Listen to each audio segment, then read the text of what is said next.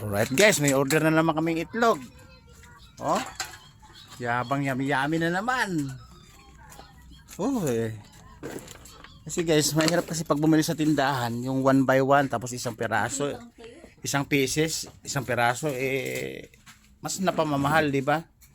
Kasi kakain na kasi kami, wala na, hindi pa nakapagsain. May kanin na pala. Oh wow, ang daming itlog. Kung may itlog po tayo sa loob ng freezer.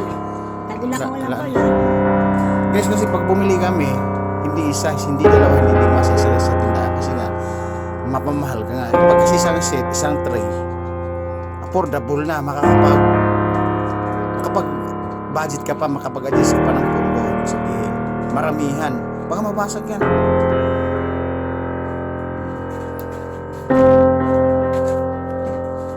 Puno na may freezer. Ang dami na namang stock. Ay, tika! Ito, luluto ko itong gulay. Ang dami namang stock pala, guys. Alright. Ay, daming langgunisa. Ayun.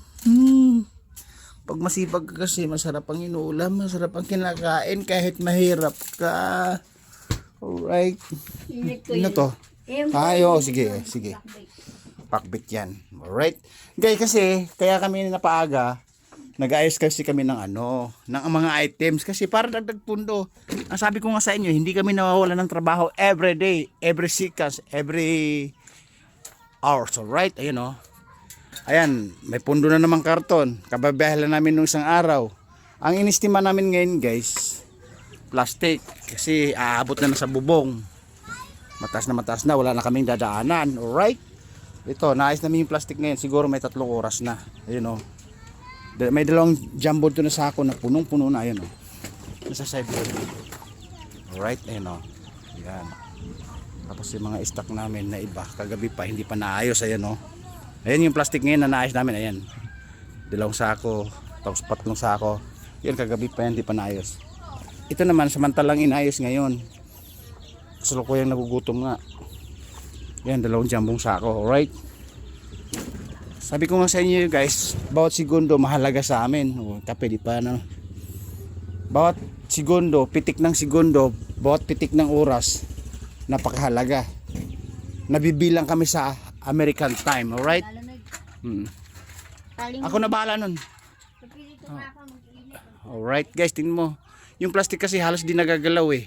Pati karton pag nagbebenta ka, ora mismo mamay hapon mayroon agad kasi nga isuki namin every noon, kinukuha na namin.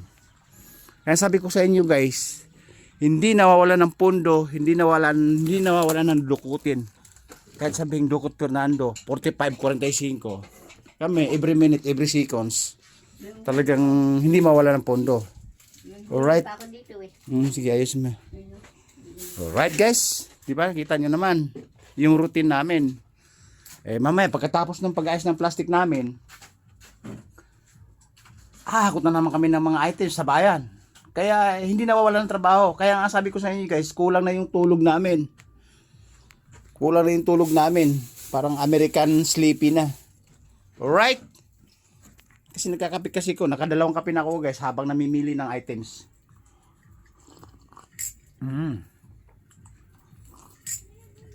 Init.